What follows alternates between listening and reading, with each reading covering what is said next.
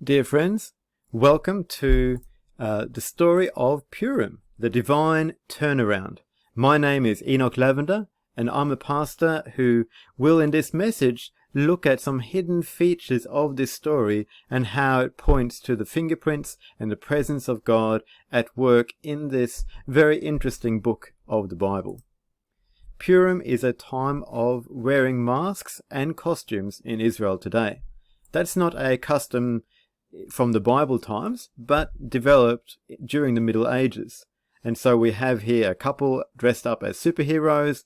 We've got a man in a lion suit sitting reading the Bible next to other Orthodox men.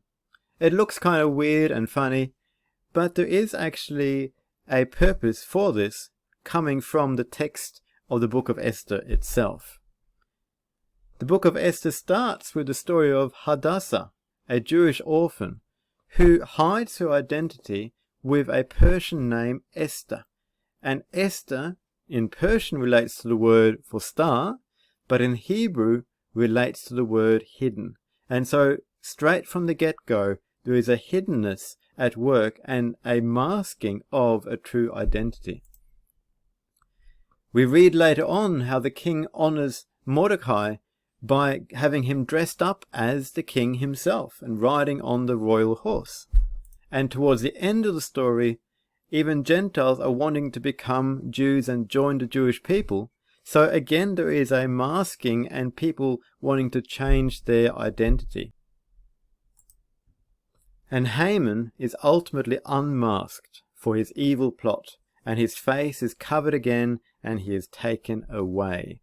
So the story of Purim relates to a masking and unmasking, which relates to this modern custom. Now, I want to bring your attention to God's name, because it has been said that God's name is not in the book of Esther, and that God isn't mentioned by name even once. And that is true in the sense of his name isn't directly spoken of in the text. However, his name is hidden in the text a number of times. The first time is in the words of Memucan, the king's counselor, in Esther chapter 1. Here he is giving advice to the king about finding a new queen, and he says that because of what Vashti done, there needs to be found a new queen who is better than Vashti, and in this way all wives will honor their husbands. And so there in the words all wives will honor is the first instance of God's name hidden in the text. It's acrostic, so you have to take the first letter of each word to spell out his name, and it spells it out backwards in this case. But nonetheless, his name is there, and it seems as if this is a fingerprint of God saying, I'm at work in this unusual situation. In the whole issue with Vashti and the king, I will turn this out for my glory. And so God is at work in the story. Then we come to the words of Esther. So Haman has convinced the king to issue a decree of the destruction of the Jews. And Esther is fasting and praying along with all the Jewish people and seeking God for favor, seeking God for a turnaround. And she comes before the king on the third day, risking her life, knowing that she could be killed if she didn't have his favor. Yet he extends his favor to her and says, what do you want? Just ask and it will be given to you, up to half the kingdom. And she says, if it pleases the king, let the king and Haman come today to the banquet that I have prepared for him.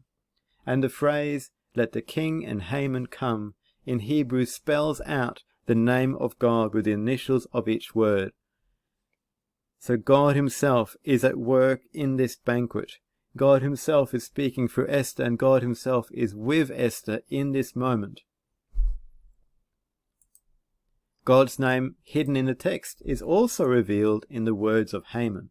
So Haman went to the banquet. He was so pleased and so happy, but then he lost his joy as he thought of Mordecai the Jew, who still refused to bow to Haman. And so he said, all of this avails me nothing as long as I see Mordecai the Jew sitting at the king's gate. And so Here again, the name of God is spelt out, and it is spelt out backwards in the words of Haman. It is as if it's a sign that the end is coming. It is as if it is a sign that God is at work, and the joy of the enemies of Israel and the enemies of God's purposes is going to be short-lived, because God is going to bring the victory into this situation. God's name is revealed finally in the words of the writer in Esther 7:7. The king arose in his wrath when he heard that Haman had been plotting against the queen and the queen's people, and he went to the palace garden. But Haman stood before the queen, pleading for his life, for he saw that evil was determined against him by the king. And the phrase "evil was determined against him" is again spelling out the name of God. Judgment was coming from God himself on behalf of his people against the wicked Haman. On a separate note, the king is referenced so many times in this story of Queen Esther, and normally his name is fully spelled out, King Ahasuerus.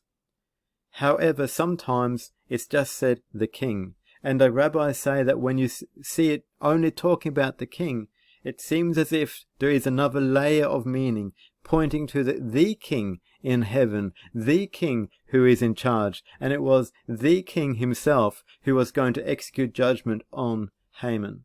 It is God himself who defends his people as they look to him and cry out to him for mercy. So God's name is in the text. God was there all along, and he was there for those who had eyes to see and ears to hear.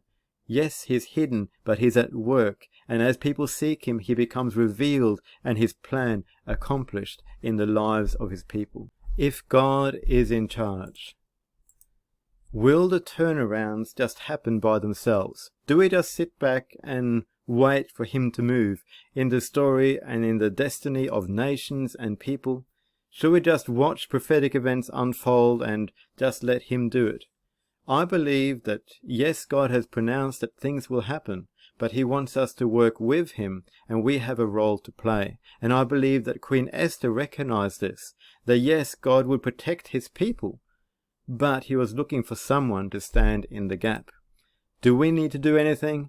I think so, because Esther then told Mordecai, "Go, gather all the Jews who are present in Shushan, and fast for me. Do not eat or drink for 3 days, night or day. My maids and I will fast likewise. And so I will go to the king, which is against the law, and if I perish, I perish." She was going to fast. She was going to seek God. She knew that this was a spiritual battle that needed not just physical intervention and physical action, but it needed a strong spiritual foundation, and she knew of the power of the weapon of fasting. Fasting is a weapon. We have an enemy who likes to attack us, and he will attack us and try to pull us into sin, take us away from God, and especially in those weak moments, when we are tired, when we are exhausted, when everything is coming against us, then he wants to put his darts and arrows into us. Then he wants to distract us from God. And that is our weakest moments. But the strategy of fasting is actually to make ourselves weak, to put ourselves in a position of even further weakness. As the enemy is attacking, as things are happening, we say, "God, I choose not to depend on my own strength, but on your strength."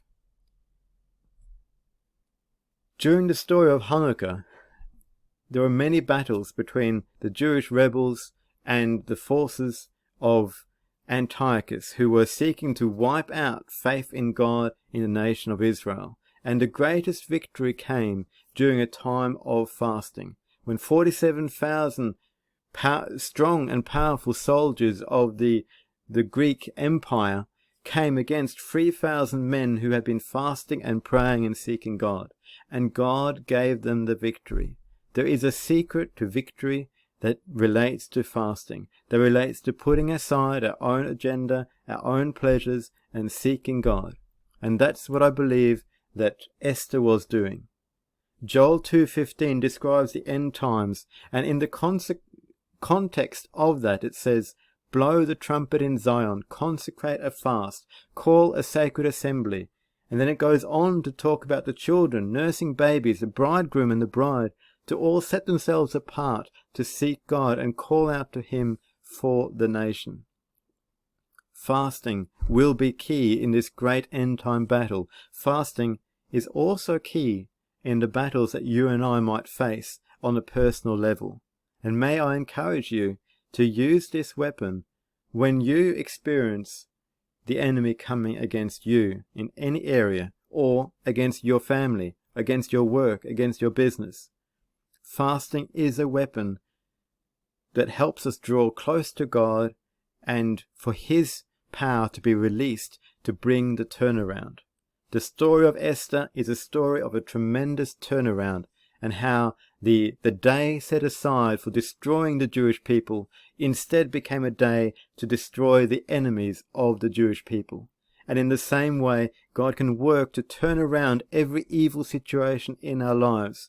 But sometimes he needs us to pick up the weapon of fasting, to seek him, so that this breakthrough can be released. Fasting is a powerful weapon. In summary, God may appear hidden, but he's always there as we look for him. He's always here at work in our lives as we look for him. He works all things for our good, even the wicked schemes of the enemy. But we have a role to play in prayer, in fasting, in seeking him. And may I encourage you to pick up fasting and to use it in your spiritual walk, in the challenges that you face. And I just pray that God will bless you. And if this message has encouraged you, then please share it with others. And if you want more, please subscribe to our YouTube channel. And you can also find information there about our website and how to support our ministry. May God bless you. Amen.